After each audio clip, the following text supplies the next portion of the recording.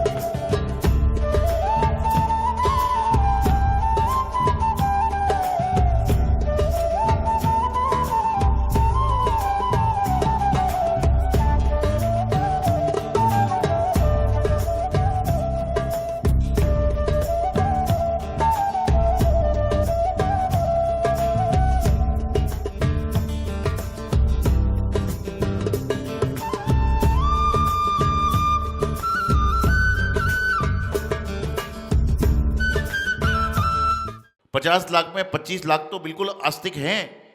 यदि 25 लाख लोग 1 रुपये रोज दान करें तो तीर्थ क्षेत्र कमेटी के पास 25 लाख रुपए रोज के अपने आप पहुंच जाएं। उनको कहीं जाने की आवश्यकता नहीं, मात्र 1 रुपये दान से महादान बन जाएगा। तो इन्होंने ये बात लाई, मेरे सामने आए कि महाराज ऐसी बात है। तो मैंने उनसे कहा शरद जी से कि भाई हम तो संत हैं, आप आइए, जैसे हमसे बनेगी व्यवस्था पूरी करने का प्रयास करेंगे। तो एक छोटी सी गुल्लक लेकर आ रहे हैं, उसमें आपसे कुछ नहीं चाहते, आप गुल्लक को ले जाइए, गुल्लक को अपने घर पे रखिए और 1 रुपये रोज का दान डलवाने का प्रयास करें। तो हो सकता है कि आपका 1 रुपये सम्मेद शिखर जी में जो गलत कार्य हो रहे हैं उसको रोक दे, आपका 1 रुपये अरबों रुपए बन के आपके पास में पहुंच जाए। तो सारी की सारी व्यवस्थाएं लेकर आए हैं और जब गुल्लक लेकर आए हैं तो मैंने आज विवेक विहार जी मंदिर में आदिनाथ भगवान के पादमूल में मनोकामना सिद्धि महामंडल विधान, जो कि भगवान महावीर स्वामी के गुणों का वर्णन कर रहा है, उसका आयोजन किया गया। और जैसा मैंने पहले भी आपको बताया था, फिर आपको बता रहा हूं, कहने को तो दिल्ली में कहते हैं इंडिया गेट जो है वह देखने लायक है, लेकिन यदि दिल्ली का प्रारंभ होता है तो दिल्ली का प्रारंभ होता है और जेएनयू का सबसे पहला जैन मंदिर दिल्ली में कोई दिखता है तो ये विवेक विहार का जैन मंदिर होता है जो दिल्ली में सबसे पहले एंट्री पर आता है। और यहां पर आने वाला व्यक्ति बहुत से बहुत व्यस्त क्यों ना हो, इतना भयंकर बिजी क्यों ना हो, जिसके पास में मंदिर में उतर के दर्शन करने का टाइम नहीं है, तो भी आदिनाथ भगवान रास्ते से चलते ही उसको दर्शन दे देते हैं कि भैया यहीं से दर्शन कर लो। रास्ते से उतरने की जरूरत नहीं गाड़ी से, रास्ते में। और कई नास्तिक ऐसे होंगे जो तो भी हाथ नहीं जोड़ेंगे, तो मंदिर के सामने एक गाड़ी खड़ी हो जाती है कि उसको रुकना ही पड़ता है, तो हाथ अपने आप जुड़ जाता है। ऐसे भी होंगे ना जो मंदिर के सामने गाड़ी अपने आप खड़ी हो जाए। विवेक विहार जैन मंदिर, यहाँ के श्रावक विवेक पूर्वक सारी गुरुओं की सेवा शुश्रूषा अर्चा करते हैं। अभी मनोकामना सिद्धि महामंडल विधान जब चल रहा था, आपने माता के 16 स्वप्न देखे, 16 कारण का चिंतन सुना, घातीय कर्मों का वर्णन सुना, 18 दोस्त से जो भगवान रहे थे उनको सुन। कभी विचार किया कि मंदिर जी में जो विधान होता है ना, जैसे आपके यहां पर जोड़े होते हैं, किस किस के जोड़े होते हैं, पति पत्नी का जोड़ा, भाई बहन का जोड़ा, ऐसे जैन धर्म में भी 3 जोड़ों का महत्व है। कितने जोड़ों का? 3 जोड़ों का। कौन से 3 जोड़े? कौन से 3 जोड़े? बोलो ना,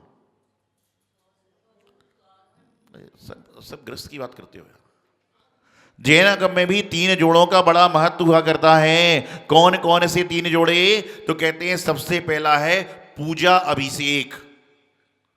पूजा अभिषेक के बिना अधूरी है। कौन सा जोड़ा? पूजा और अभिषेक। दूसरा है विधि और विधान। कोई भी विधान होगा, सतीश जी ने पूरा विधान आपको विधि से कराया ना। पहला है जोड़ा पूजा अभिषेक, दूसरा है विधि और विधान। अब तीसरा बता दो ना। जैनियों को 2-4 चीजें आती हैं, सम्यक दर्शन, ज्ञान, चारित्राणी, मोक्ष मार्ग, बस। पहला है पूजा अभिषेक, दूसरा है विधि विधान, और तीसरा है ग्रंथ और गाथा। कोई भी ग्रंथ होगा, जब तक गाथा नहीं होगी, जब तक वह पूर्ण ग्रंथ नहीं कहलाएगा। तो क्या है? पूजा अभिषेक, विधि विधान और ग्रंथ और गाथा, ये 3 जोड़े जैनागम में चलते हैं। इनके बिना जैनागम पूरा नहीं हो सकता। और चौथा जोड़ा है श्रवण और साधु का, इनका भी जोड़ा है। ये 4 जोड़े ना हो तो धर्म में कहीं ना कहीं समस्याएं आ सकती हैं। पूजा आप करते हो, त्रिकाल पूजा का वर्णन आता है। कोई देव पूजा करता है, कोई गुरु पूजा करता है, कोई शास्त्र पूजा करता है। और ये आपका संयोग है कि आपने उस देश में जन्म लिया जहां पर कोई भी व्यक्ति, कोई भी कौम का व्यक्ति कुछ भी कर सकता है। बाजू में शायद राम मंदिर, यहां जैन मंदिर, बाजू में हनुमान मंदिर। सोचो, ऐसा देखने का संगम आपको सिर्फ भारत देश में मिलता है कि हर तरह के भगवान के पूजन अर्चन कर सकते हो, किसी को कोई बाधा नहीं है। लेकिन उसके बाद भी यदि हम चूक जाते हैं तो समझ के चलना कि जीवन में कहीं ना कहीं बहुत बड़ी चूक कर जाते हैं। कर्मों का उदय तो संतों के साथ चल रहा है, ग्रंथों के साथ चल रहा है, गृहस्थों के साथ चल रहा है, तो आप कर्म से कैसे बच पाओगे? जैसे जैसे कर्म किए हैं उसका फल सभी को भोगना पड़ेगा, आज नहीं तो निश्चित कल। जीवन बड़ा सरल है, बस इसको सरलता से जीने का प्रयास करना है। जीवन कठिन नहीं होता, जीवन को कठिन बना लिया जाता है। काम कोई कठिन नहीं है, काम को कठिनाई से करना प्रारंभ कर देते हैं। एक व्यक्ति जिसको जन्म मंदिर में भगवान का अभिषेक करने जाना है, वह इंतजार कर रहा है कि 5:30 कब बजे और मैं मंदिर में अभिषेक करने आऊं। और एक व्यक्ति को 7:30 बजे घर वाले उठा रहे हैं कि चलो स्कूल का टाइम हो गया, तो कहता है हे भगवान, रोज जल्दी निकल जाते हो, एक आध दिन तो देर से निकल जाओ सूरज भगवान। आप सोच रहे हो कि महाराज ने सूर्य को भगवान क्यों कह दिया? एक बार ऐसे ही मैं बैठा था, सत्संग चल रहा था, हर संप्रदाय के लोग थे। एक पंडित खड़ा हुआ, वैष्णव संप्रदाय का। कहने लगा कि सूर्य को नमस्कार करे बिना जो दिन की उपासना करता है वह नागरिक नहीं है भारत देश का। हम कुछ नहीं बोले, सबने अपनी अपनी बात रखी। एक व्यक्ति ने व्यंग्य कर दिया कि जैन धर्म के लोग तो सूरज को मानते ही नहीं, सूरज को जानते ही नहीं। अब जब जैन धर्म का व्यंग्य था तो मुझे जवाब देना पड़ेगा, तो मैंने तुरंत कहा कि जैन धर्म के लोग जितना सूरज को मानते हैं उतना कोई धर्म का व्यक्ति मानता ही नहीं। वो बोले कैसे? मैंने कहा ऐसे। बोले कैसे? तो मैंने उसको बताया कि जैन धर्म के लोग जब सूरज निकलता है तो खाते हैं और सूरज डूब जाता है तो खाना छोड़ देते हैं। इससे ज्यादा सूर्य की उपासना और कौन सा ग्रंथ कर सकता है, कौन सा धर्म कर सकता है?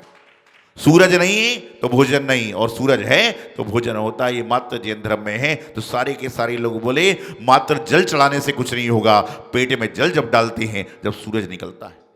ये जैन धर्म ऐसा धर्म है। और आज जैन धर्म पर जब कभी संकट आते हैं तो हमारी समाज को हम समझे ही नहीं पाते हैं कि समझौता सिर्फ जैन धर्म वाला ही क्यों करे, अन्यत्र क्यों नहीं। जैन धर्म कभी भी किसी मंदिर को तोड़कर मंदिर नहीं बनाता, किसी को घर को गिराकर अपना घर नहीं बनाता, अपनी जगह तक दे देते हैं। लेकिन जो भगवान सालों सालों से हैं उनके साथ में ऐसा क्यों? कोई बात नहीं। जैन धर्म में देर है लेकिन अंधेर नहीं है। सब देख रहे हैं। जो पारसनाथ भगवान शिखर जी में से मोक्ष गए हैं वह वहां बैठे सिद्धालय से देख तो सब रहे हैं कौन क्या कर रहा है। जब वह हमको आपको नहीं छोड़ते तो जो गड़बड़ कर रहा है उसको क्या छोड़ेंगे। तो आज यहां पर मनोकामना सिद्धि महामंडल विधान का आयोजन हुआ और सुंदर से वातावरण में अपने विधान का आयोजन करने का प्रयास किया। लगभग मैंने पहले भी बताया था कि 13 साल पहले जब गुरुदेव का संघ दिल्ली आया था, 25 साधु का संघ था, तो सबसे पहला यदि कहना चाहिए दिल्ली का आहार जल संघ का हुआ था तो इसी विवेक विहार वाली जगह में हुआ था कि सबसे पहले दिल्ली में संघ ने आहारचर्या करी थी तो विवेक विहार में करी। बीच में एक आध बार ऐसे आते जाते आए हैं, लेकिन पुनश्च कई वर्षों के बाद में यहाँ पर लघु प्रवास संघ का रहा। प्रातः अभिषेक से लेकर दोपहर स्वाध्याय शाम की गुरु भक्ति तक आप सभी ने बड़े मनोयोग से संघ की सेवा कराई। और जब संघ आहारचर्या को निकलता था तो लगता नहीं था कि दिल्ली की गलियों में बैठे हैं, ऐसा लग रहा था कि मध्य प्रदेश, राजस्थान, महाराष्ट्र में जैसे लोग पड़गाने खड़े होते थे ऐसे विवेक विहार में लोग खड़े हुए हैं। और ऐसे लोगों की भावना है, यही तो भावना है। लोग कहते दिल्ली में धर्म नहीं होता, और मेरा मानना है कि जितना धर्म दिल्ली में होता उतना पूरे भारत में नहीं होता। क्योंकि ऐसा कौन सा भारत देश का शहर है जिसमें 36 संघ के चौमासे होते हो, वह मात्र दिल्ली में होता है, अन्यत्र कहीं होता ही नहीं। हर साल 30-35 चौमासे होते ही हैं, अन्यत्र तो 35-35 सालों में चौमासे नहीं होते। अब भाई दिल्ली दिल्ली है, गांव गांव है, समय को समय के हिसाब से चलना पड़ेगा। तो आज यहां पर मनोकामना सिद्धि विधान की है। तो मनोकामना सिद्धि विधान करने से मात्र आपकी मनोकामना पूर्ण होगी ऐसा नहीं है। ऐसा होता तो सारे विधान बंद हो जाते, मनोकामना सिद्धि विधान चालू हो जाता। आपके मन की मनोकामना रखिए, आपकी इच्छा शक्ति अच्छी होगी तो भगवान पूर्ण करेंगे। लेकिन आज लोग श्रीफल बाद में चढ़ाते हैं, कहते हैं महाराज जी श्रीफल लेकर आया हूं, हमारे नगर में चलना है। मतलब मैं मना कर दूंगा तो श्रीफल वापिस ले लेगा क्या? मैं मना कर दूंगा तो श्रीफल वापिस? अरे भाई तू श्रीफल चढ़ाकर अपनी भावना बना। आज तुमने भावना बना ली तो कल कभी ना कभी तुम्हें पुण्य योग आ जाएगा। एक बार एक महिला भगवान के दर्शन करने पहुंची और कहने लगी भगवान बड़े संकट में हूं, मेरे जीवन में 3 समस्याएं चल रही हैं। भगवान बोले क्या? बोले पहली समस्या तो यह है कि मुझे आंख से दिखता नहीं है, अंधी हूं। दूसरी समस्या बोले निर्धन हूं। तीसरी समस्या बेटे बहू की शादी हो गई, पोता पोती नहीं हुआ। भगवान ने कहा अच्छा तुमने बहुत मेरी भक्ति करी है, लेकिन मैं एक बार में एक वरदान देता हूं, 3 नहीं देता हूं। आप सोचिए कि आपको यदि ऐसा अवसर आ जाए तो आप क्या मांगोगे? आंखें मांगोगे, पैसा मांगोगे कि पोता मांगोगे? तो उसने कहा कोई बात नहीं, मैं एक ही मांग लेती हूं। उसने कहा, हे भगवान, मैं आपकी पक्की भक्त हूँ, सच्ची सेवा करने वाली हूँ। मैं आपसे मांग रही हूँ कि मैं अपनी आंखों से अपने पोते को सोने चांदी के बर्तन में राजमहल में भोजन करते हुए देखूं। मैं अपनी आंखों से अपने पोते को सोने चांदी के बर्तनों में राजमहल में भोजन करते हुए देखूं। तो भगवान के मुंह से भी बात निकली कि पंचम काल में छठवें काल की भक्त है तू। पंचम काल में छठवें काल की भक्त है, लेकिन तथास्तु तो कहना पड़ेगा कि वो बोल दिया था वरदान मिलेगा। तो जीवन में जो भी है ऐसे मत करिए। हम तो कहते हैं प्रभु के चरणों में अपनी अर्जी लगाइए, कहना प्रभु मेरी अर्जी है, अब देना न देना आपकी मर्जी है। क्योंकि प्रभु आपको वह नहीं देते जो आप मांगते हो, बल्कि प्रभु आपको वह देते हो जिसकी आप काबिल हो, जिसके आप लायक हो। जैसे आपके 4 बच्चे हैं, लड्डू सबके लिए देते हो, लेकिन बड़े को बड़ा, छोटे को छोटा और छोटे को छोटा सा टुकड़ा। इसका मतलब आपको सबको देने के भाव नहीं, सबको देने के भाव हैं, लेकिन आपको पता है कि मेरा कौन सा बालक कौन सा लड्डू पचा सकता है। इसलिए तुम मांगते बहुत कुछ हो, लेकिन ये देंगे वही जो आपके लायक होगा, जो आपकी सामर्थ्य होगी, जो आपकी व्यवस्था में आप लगा सकते हो। तो प्रभु की भक्ति बिल्कुल मनोयोग से करें, आपके जीवन का कल्याण होगा, आपका मोक्ष मार्ग प्रशस्त होगा। तो इस सत्र में मनोकामना सिद्धि विधान का आयोजन आपने बड़े सुंदर तरीके से किया। इसी तरह से आपके जीवन में गुरु का सानिध्य, प्रभु की भक्ति और सारा का सारा काम हो, यही मंगल शुभकामना आचार्य गुरुदेव सिद्धांत सागर जी महाराज।